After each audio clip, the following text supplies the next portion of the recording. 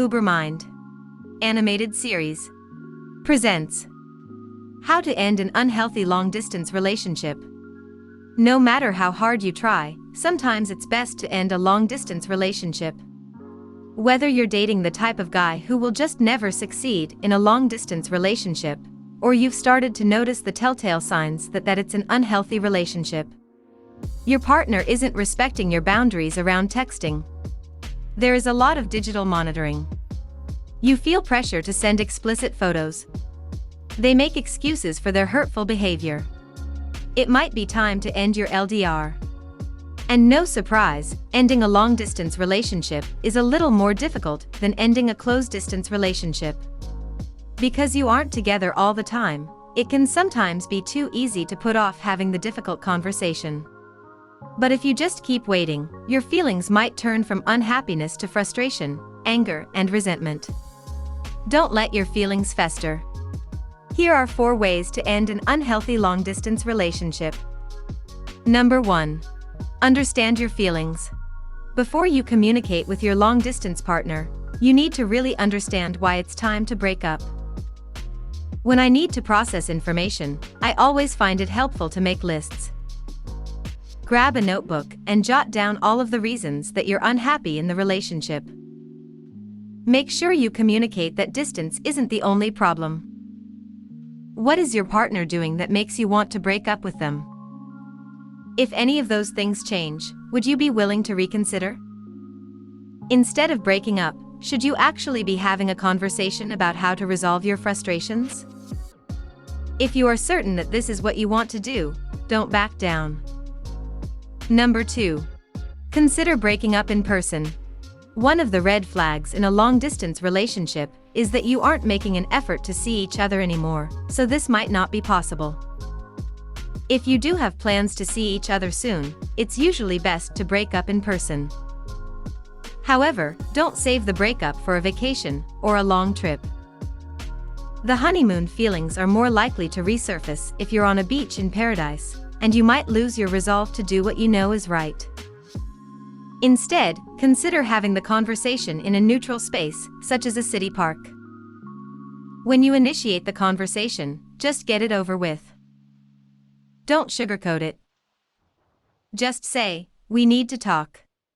This relationship isn't working for me, and I want to break up." Be blunt while also being respectful. Then spell out the reasons why you're ending the relationship. Keep your explanations simple, and try to avoid an argument. Remember, this isn't a deal or suggestion. Stand firm in your intentions. Once you've said your piece, let your partner speak theirs. This will probably be difficult emotionally for both of you. Once you both feel there is closure, part ways. Number 3. Schedule a Skype call. If you can't break up in person, don't do it over text or email. Not only can this seem as cold and callous, but also it doesn't allow either of you to freely express your emotions or get the closure you deserve. The next best thing is breaking up over video chat so they can read your body language. Tell your partner you need to talk and schedule a time to touch base. "We need to talk" will probably tip them off that you're going to have a serious conversation about the viability of your relationship. Again, don't belabor the point. Just get it over with. "I wish I could do this in person, but I need to say what I feel. This relationship isn't working for me, and I want to break up." Just like if you were able to do it in person, explain your reasons for ending the relationship, and give your partner time to process it.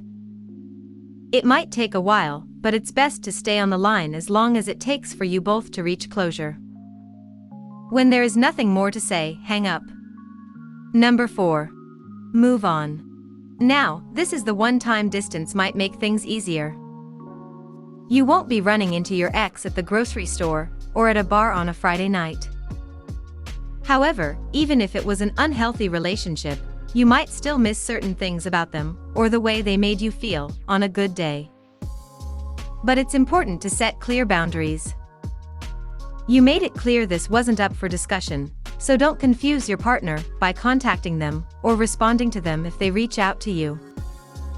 It's time to focus on you. Enjoy your newfound freedom.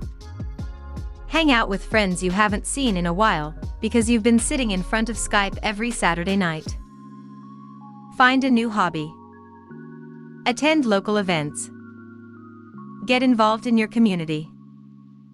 If you see the breakup as a chance to become a better person, it'll be easier to move on. Now, if one of your songs comes on the radio, or you watch a sappy movie that makes you miss being in love, don't relapse. It can be hard, but you need to remind yourself why you broke up with him. In fact, I would consider keeping that list of reasons you make of why you wanted to break up. Anytime you have doubts, remind yourself why it was time to end your unhealthy LDR, and recommit to yourself.